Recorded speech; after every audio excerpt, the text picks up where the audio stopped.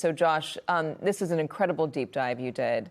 Just to start with it, because it is so grabby, why did somebody get fired over a missing blanket? Yeah, my colleagues Michelle Hackman and Tarini Party and I wanted to understand exactly what was going on inside DHS with Kristi Noem. So we talked to dozens of people across the administration, inside, outside the government, and found a lot of startling anecdotes about how she managed. And the one you just asked about in particular, she was on a plane. They transferred to a different plane, and in the transfer, the blanket did not come with her. And Corey Lewandowski ousted the pilot for not bringing the blanket along to the second plane. And then they ended up having to reverse the decision, at least temporarily, because they realized they needed someone to fly the plane home. Oh, that's remarkable. Why would they fire 80% of the career ICE officials or field staff? Don't they need them?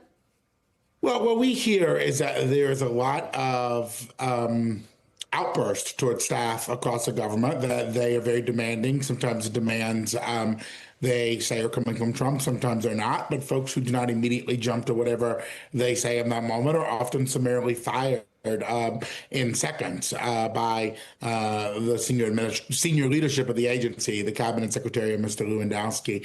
And what we learned in sort of the course of this reporting was that across the White House and across many of the components of DHS, officials are incredibly frustrated at working with Secretary Noem and Mr. Lewandowski, and they have described a very, very difficult work environment over the past little over a year.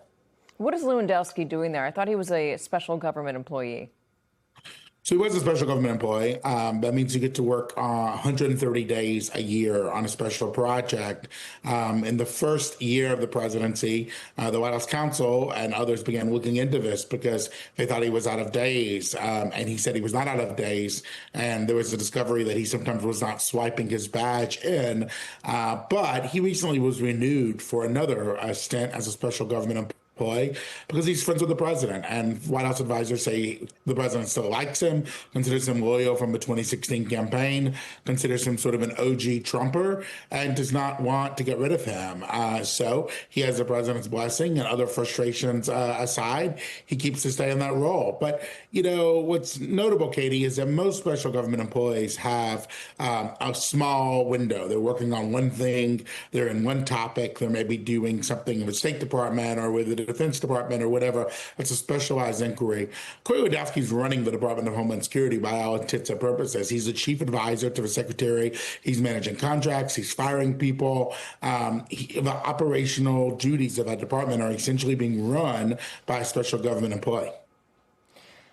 How is Noem faring at the White House? I know there's a lot of Republicans who are tired of her, especially after she claimed Alex Preddy was a domestic terrorist who was brandishing a gun and was intent on killing law enforcement. She hasn't apologized for that. There was a lot of anger and frustration out there, bipartisan anger and frustration out there about her leadership and what she's done with DHS, what she's allowed.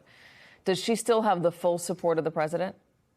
Well, as we reported in our piece, there's widespread frustration with her inside the White House, but there's one office that probably matters the most, and it's Oval. And in that office, the person who works behind the desk says that he still supports her and does not plan to fire her. He said that again today. He said that for our story through spokeswoman Caroline Leavitt. He sent a statement saying he supported her. Today he was gagging with reporters. He says he still supports her. So by all intents and purposes, he does still support her, even though many of his aides and advisors have been frustrated. But, you know, you've watched the president for a long time, Katie. He supports someone until he doesn't. You know, sometimes so-and-so has a support, and then they're out. So I think at his word right now, he says he supports her, and that's a company line.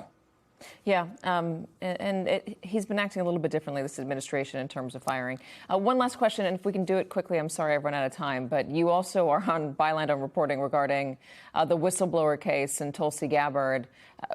And there was reporting about who exactly the whistleblower report was about. Can you explain?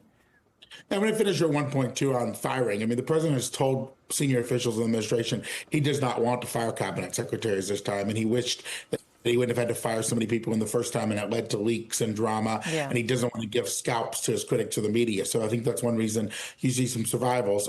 Okay, on to the whistleblower.